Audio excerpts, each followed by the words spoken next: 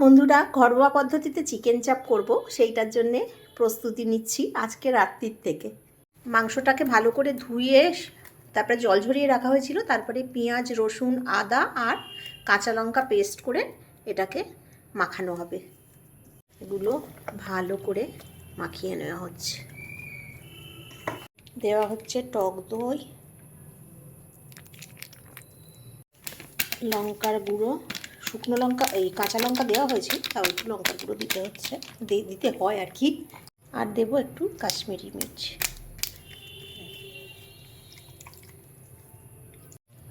দেওয়া হচ্ছে সাদা তেল, বেশ খানিকটা। আর দেবো সাদা তেল দেওয়া হলো। অল্প করে একটু কেওড়ার জল দিলাম, গোলাপ জল, ঠিক আছে, গোলাপ জলটা দিলাম।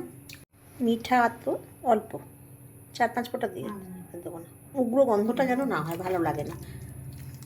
আর এই মশলাটা হচ্ছে জায়, জয়িত্রী, সাজিরে, সামরিচ, গোটা গরম মশলা সব একসাথে করা। এই মশলাটা আমি করেই রেখেছিলাম, এই মশলাটা এতে দেওয়া হচ্ছে। আর এই উপকরণটা তো দিতেই হবে চিকেন চাপে, সেটা হচ্ছে ছাতু। চিকেনটা আমার পুরো সুন্দর করে ম্যারিনেট হয়ে গেছে। এবার আমি এটাকে ফ্রিজে ঢুকিয়ে দেবো, সারা রাত রেখে এটাকে আমি কালকে রান্না করব।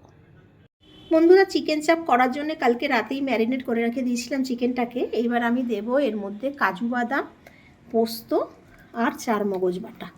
এটা দিয়ে একটু আমি ভালো করে মাখাবো। এটা পুরো চিকেনের সাথে সুন্দর করে মাখিয়ে নেব। আর একটু সাদা তেল দিতে হবে। এটা এবার একটু গরম করব। গরম হয়ে গেছে, এইবার চিকেনগুলো ছাড়া হবে। চিকেনগুলো ফ্রাই করে নিতে হবে, ভালো করে ফ্রাই করে নিতে হবে চিকেনগুলো। এইভাবে চিকেনগুলো, চাপের চিকেনগুলোকে আমি ফ্রাই করে নেব। এই অবস্থায় তুলে নিতে হবে। আর এইভাবে প্রত্যেকটা, এতটা চিকেন আমার প্রত্যেকটা ভেজে নিতে হবে।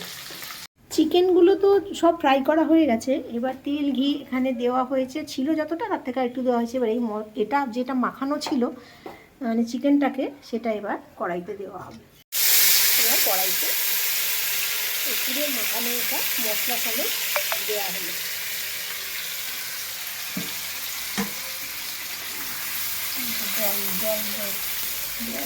জলটুকু দিয়ে দেওয়া হলো। ওই চিকেন মাখানো ছিল, ওই জলটুকু দিয়ে দেওয়া হলো। জলটা তো দেওয়া হয়ে গেছে, এবার চিকেনগুলো এর মধ্যে দিয়ে দেওয়া হবে। এই যে ভেজে রাখা চিকেনগুলো দিয়ে দেওয়া হচ্ছে।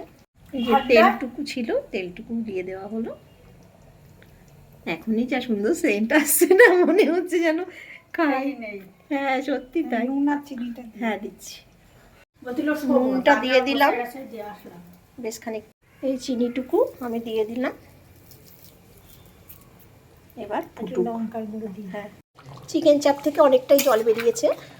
জলটাকে, চিকেনগুলোও গলে যাবে আর জলটাও কমে যাবে আস্তে আস্তে। চিকেনের পিসগুলো তো বেশ বড় বড়, চাপের পিস বড় বড়ই হয়। এবার আস্তে আস্তে হোক। চিকেন চাপটা আমার একদম রেডি বন্ধুরা, সম্পূর্ণ ঘরোয়া টেকনিকে, একদম মানে রেস্টুরেন্টের মতো চিকেন চাপ বানানো। খুব সুন্দর গন্ধ বেরিয়েছে। কেমন হয়েছে তোমরা অবশ্যই জানিও। দেখে, খেয়ে তো বলতে পারবে না, দেখে কেমন হয়েছে অবশ্যই বলো। আমার তো খুবই ভালো লাগছে, আর গন্ধটাও খুব ভালো লাগছে। যদি ভালো লাগে আমার রান্নার পদ্ধতি, তাহলে আমাকে সাপোর্ট করো। আজ তাহলে আসি বন্ধুরা।